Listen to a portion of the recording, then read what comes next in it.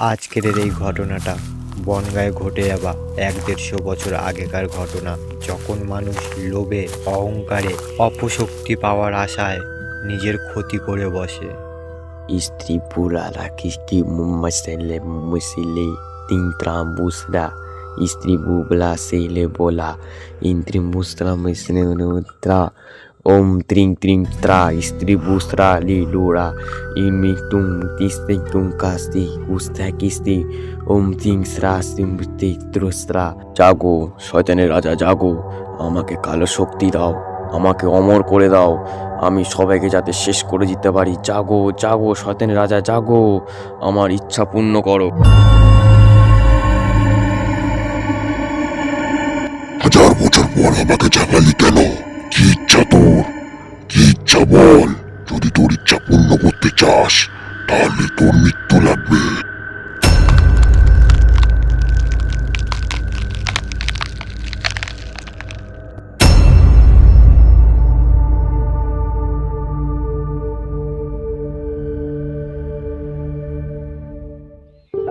আমি নীল, আর আমার পাশে যে বসে আছে সে আমার বন্ধু রোহিত। আমাদের দুজনকে লেখক বললে বেশ একটা ভুল হবে না, শুধু পার্থক্য একটাই, আমি নানান ধরনের বাংলা রোমাঞ্চক ভৌতিক গল্পর বইতে লিখে থাকি, আর আমার বন্ধু প্রতিদিনের নিউজ পেপারে লেখা ছাপে।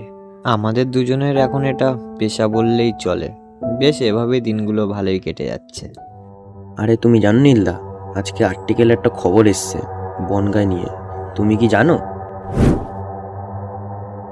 আরে না, ওটা আমি চেক করে দেখিনি, শুধু লোক বলা বলি করছে। আসল ব্যাপারটা কি বলতো? আরে ওইখানে একটা পুঁথি পাওয়া গেছে, ওই পুঁথিটা পড়লে নাকি মানুষ মারা যায়, এরকমই কিছু শুনেছি। কি বলিস? তাই নাকি? তাহলে ব্যাপারটা একবার দেখতে হচ্ছে তো। এটা যাবি নাকি? চ একদিন ঘুরে আসি। কালকে তো রবিবার, অফিসে তেমন একটা কাজের চাপও নেই, তো চলো ২-১ দিনের জন্য ঘুরেই আসি। কথাটা তুই একদম মন্দ বলিসনি। আমিও আমার নতুন গল্পের জন্য কোনো আইডিয়া পেয়ে যাব, আর তুইও তো নিউজ পেপারের জন্য কোনো আর্টিকেল পেয়ে যেতে পারিস। তাহলে চল কালকে।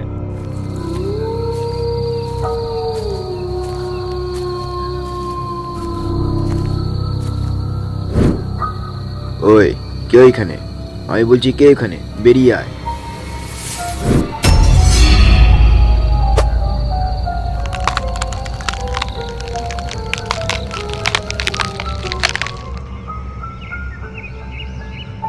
তোমাকে আমি পই পই করে বারণ করা সত্ত্বেও তুমি আমার কথা শুনলে না। এখন দেখলে তো বনগাঁ যাওয়ার সমস্ত ট্রেনগুলো ক্যান্সেল হয়ে গেছে।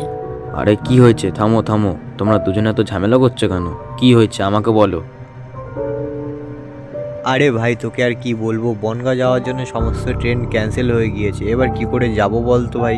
ও আচ্ছা, ওই ব্যাপার। ওই নিয়ে চিন্তা করা লাগবে না, এমনিও বাস আসার টাইম হয়ে গেছে, বাসে করে সবাই চলে যাবে।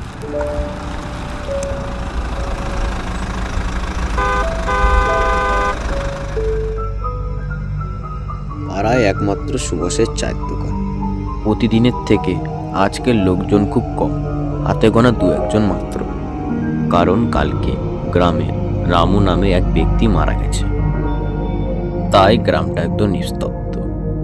মনে হচ্ছে গ্রামটাকে কোনো কালো ছায়া গিলে নিচ্ছে। আরে নিতাই, এ রামুদার ওই সকালের কথাটা না আমি ভুলতে পারছি না। রামুদা যে আমাদেরকে এইভাবে ছেড়ে চলে যাবে, খুব কষ্ট হচ্ছে। রামুদার মাথাটা দেখে মনে হচ্ছে কেউ যেন চিবিয়ে ফেলে দিয়েছে। আমার মনে হচ্ছে ওই পিশাচের কাজ, ওই পিশাচ ছাড়া আর কেউ হবে না। আরে বাবলু, ঠিকই বলেছিস, রামুদা যে এইভাবে চলে যাবে আমি মেনে নিতে পারছি না। হ্যাঁ রে, রামুদা খুব ভালো মনের মানুষ ছিল রে। আমার তো মনে হয় রাক্ষসটা রামুদাকে মেরে খেয়ে নিয়েছে। এই সুভাষ, দুটো গরম গরম চা নিয়ে আয় তো, আদা দিয়ে। হ্যাঁ বাবু, চা হয়ে গেছে, আমি যাচ্ছি।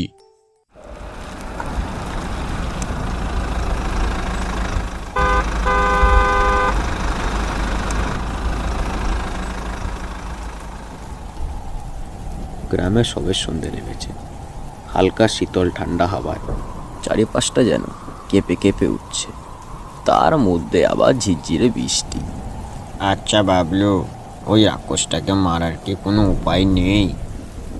যদি কোনো উপায় থাকতো তাহলে আমি নিজেই চেষ্টা করে দেখতাম। কিন্তু নিতাই, একটা কথা মাথায় রাখিস, যার শুরু আছে তার শেষও আছে। নিতাই আর বাবলু সুভাষের চায়ের দোকানে বসে গল্প করছিল। ঠিক তখনই হাজির হলো রোহিত আর নীল। আরে দাদা, বলছি যে 2 কাপ একটু গরম গরম চা হবে নাকি? হ্যাঁ বাবু, হবে। ভিতরে এসে বসো, আমি দিচ্ছি। এই ঝড় বাদলের সন্ধ্যের সময় চা খেতে খেতে নিতাই আর বাবলু রোহিত আর নীলের সাথে গল্প জুড়ে দিল।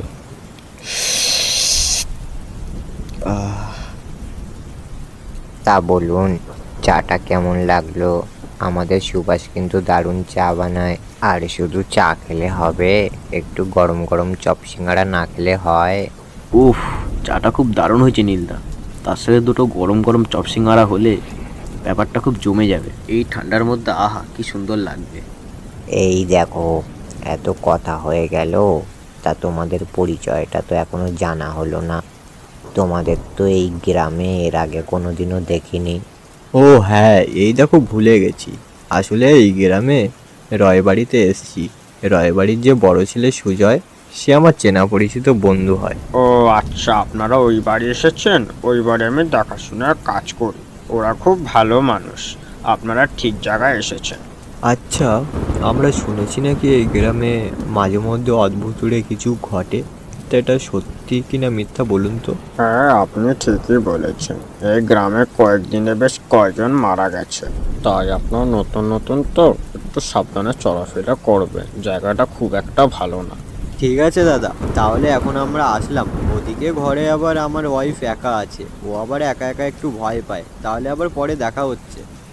আচ্ছা, তোমরা তাহলে এখন যাও। ঠিক আছে নীলদা, চলো বাড়ির দিকে যাই। বৃষ্টিটা অনেক ধরে এসেছে, না হলে যখন তখন বৃষ্টি নামতে পারে।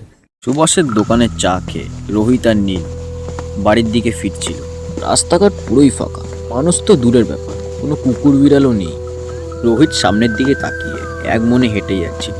তখনই বলে উঠল, আরে নীলদা, চুপচাপ আছো কেন? কি হয়েছে? মন টন খারাপ নাকি? কিছু তো বলো।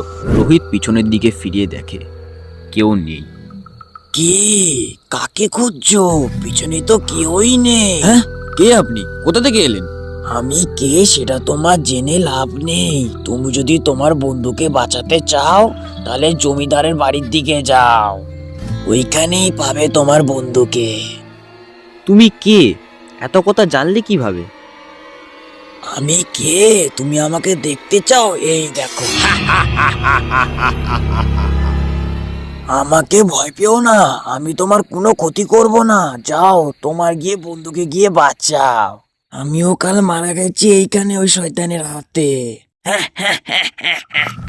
ওই শুনে রোহিত জমিদারের বাড়ির দিকে আসে। রোহিত জানতো ওই বইটা উল্টো করে পড়লে সে রাক্ষসটাকে মারার অস্ত্র পাবে। রোহিত যখনই বইটা উল্টো করে পড়ছিল, ঠিক ওই সময় ঘরের চারিপাশটা কেমন কেঁপে কেঁপে উঠছিল। বাক্সটা একা একা খুলেই কালিমায়ের অস্ত্রটা রোহিতের হাতের দিকে আস্তে আস্তে করে চলে আসে। কিরে, তুইও কি সবার মতন মরতে এসছিস?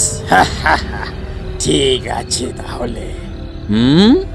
আমি মরতে না, তোকে মারতে এসছি, যাতে তোর বলে দিয়ে যে ভালো ভালো মানুষদের তুই মারছিস তাতে যাতে আত্মাটা শান্তি হয়। এই নে তাহলে। তুই আমাকে এত তাড়াতাড়ি মারতে পারবি না, আমি আবার আসবো। হেই গাইস, তোমাদের ভিডিওটা কেমন লাগলো? যদি ভালো লেগে থাকে তাহলে কমেন্ট বক্সে লিখে যাও নেক্সট পার্ট বলে। অবশ্যই নেক্সট পার্ট আসবে এই ভিডিওর। আর যদি আমার চ্যানেলে নতুন হয়ে থাকো তাহলে এরকম ভিডিও দেখতে তোমরা চ্যানেলটা লাইক অ্যান্ড সাবস্ক্রাইব করে রেখো।